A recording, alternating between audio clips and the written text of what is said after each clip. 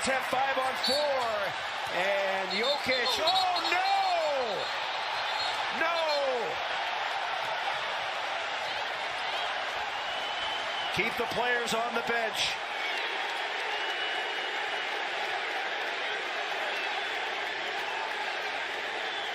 Not sure what set Jokic off.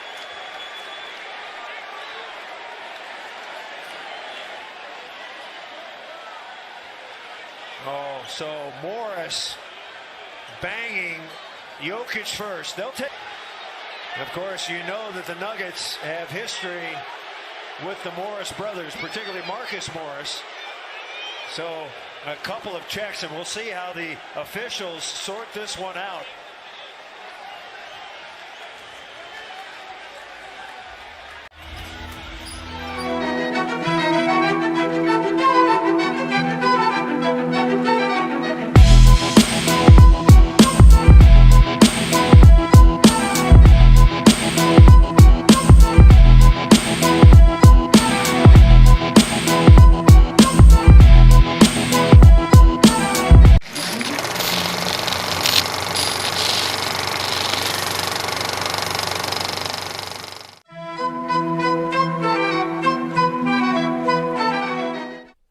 What's up, everybody? It is your host, Joseph Francis, here another night, another episode of Heat and Receipts. It's good to be back. It's good to be here once again from, what do you call this? Virtual land, because virtual land is here and it is ready to go. But we are here at another point where it is dealing with more stuff because it just doesn't get well. Let me tell you something. I talked a little bit about this last week, because 2 weeks ago we were derailed. Wirecast is a software, as some of you may know, that is all about technical prowess. Like, I feel like it's designed to discourage streamers and discourage people doing what we're trying to do, build something.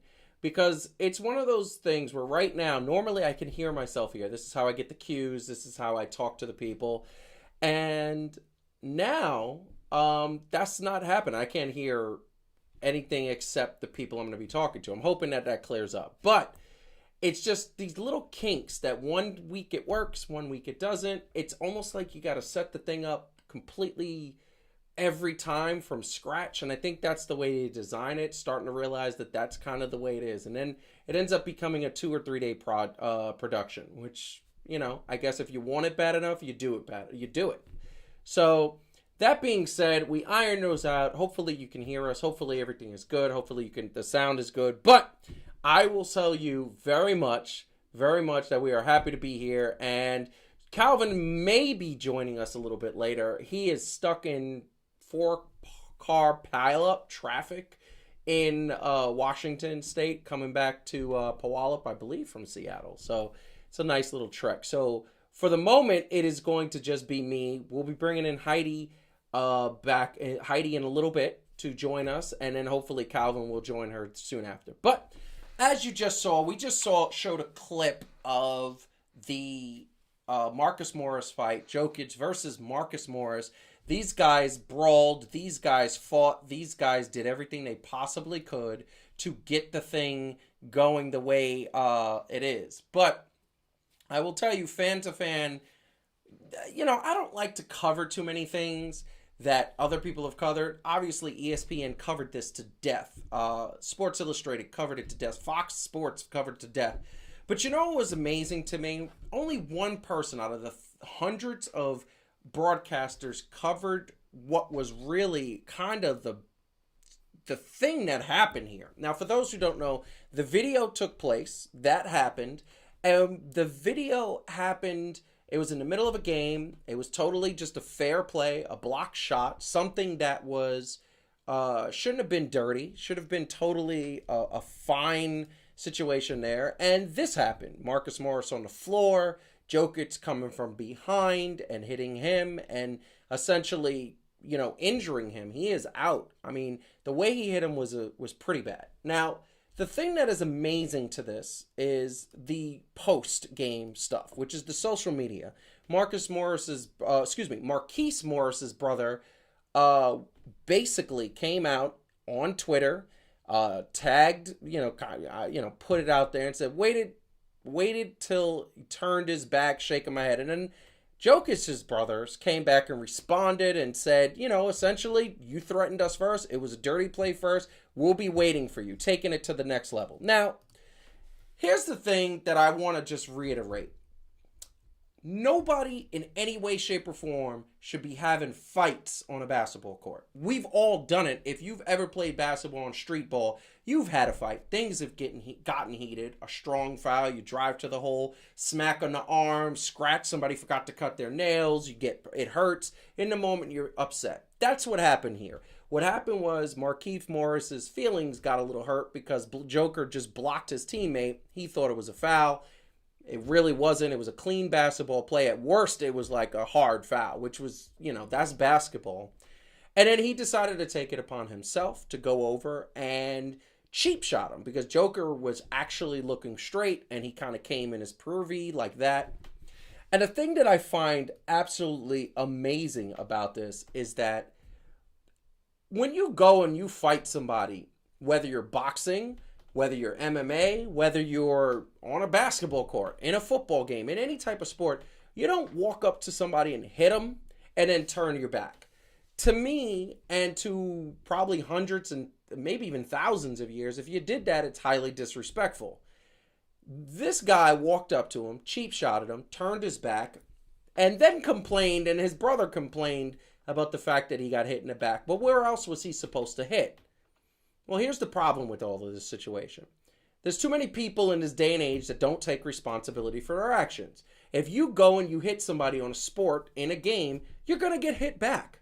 These are athletes. These are men. Sometimes these are women. They are very, very strong. They are very, very, emotional. This is the game. This is the height of sports, right? He didn't just go and hit him, cheap shot him. He hit him, turned his back, and then afterwards said, I don't understand why I got hit in the back. That's like walking up to somebody and hitting them in the face and saying, I expect you to do nothing. I expect you to take what I am dishing on. I expect you to come out and say that this is what it is. Well, Markieff Morris got exactly what he deserved. And I'm saying it. This isn't the reflection of Calvin's beliefs or Heidi's beliefs or other beliefs. He got to do what he deserves. He started a fight and then he turned around and then got punked. Exactly what you would expect to happen because nobody on the face of this planet would get hit the way he got hit. By the way, his elbow coming about this close to Joker's jaw, which could have broken his jaw, and that's 2 to 3 months of this man's career because you just don't play again after a broken jaw, and the elbow is one of the hardest parts of the body. He came out, he started a fight, and then he lost the fight.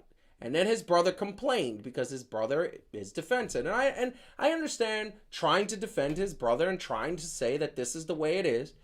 But best believe if I hit somebody in the face, I'm not going to turn around. I'm going to put my hands up because rest assured there's going to be retaliation. That's human nature. That's been going on since the beginning of time, since cavemen walked around. And sports is the epitome of emotion and adrenaline and high fire. And then you can expect that in a moment when violence is taking place, you can honestly expect that this isn't going to be sort of retaliated against. You know what's the problem here? The problem is this generation. I've talked about it with several friends. I've talked about it with Marcus, Calvin, people who watch the show. The problem is that there's too much, I can't get my butt whooped. There's too much, I want to get back at you. I want to come back. There was a picture that I refused to show on the show that basically showed the Miami Heat waiting for Jokic to come out of the locker room. What was that about? Was that a conversation they were going to have? Or were they going to say, no, we're going to gang up on you? Maybe it was somewhere in the middle. Nowhere to know because security wasn't going to let it happen. Here's the bottom line.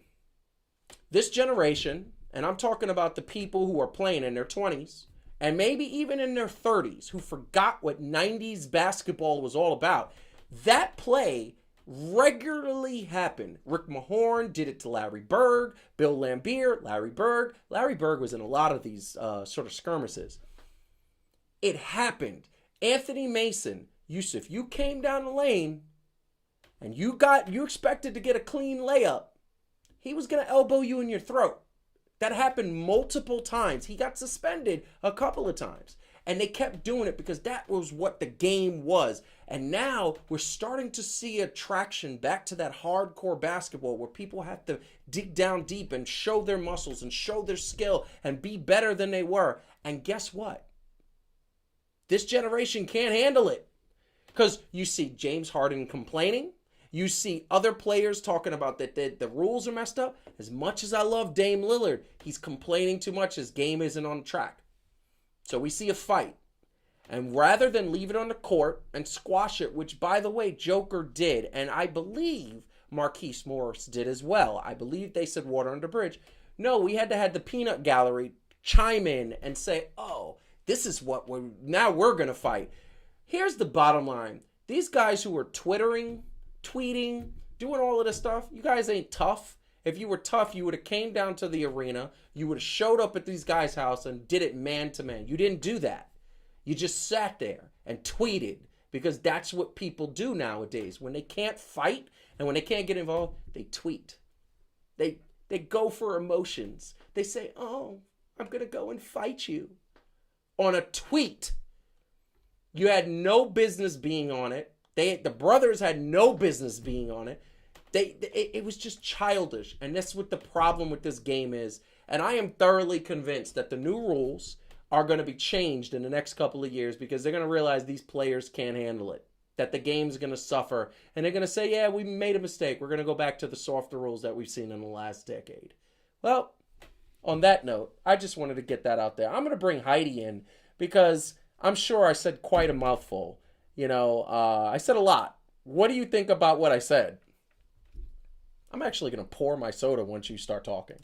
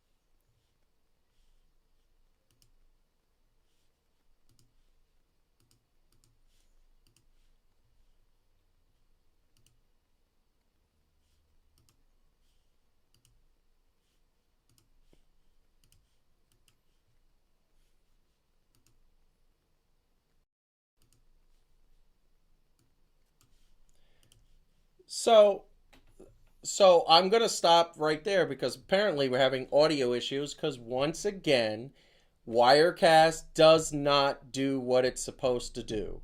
It's unbelievable. Every week we have this show and we have the settings set up the way they're supposed to be and nothing has changed and for some reason it's just not working now.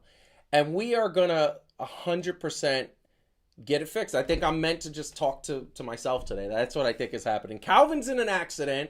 Heidi's having sound problems. And by the way, there's nothing wrong with her sound. She's talking and it's just whatever. It is a problem that that what we are starting to do and what we are starting to really understand is that this situation is going to be one of those things that we are just going to have to fix. And we're going to have to honestly fix.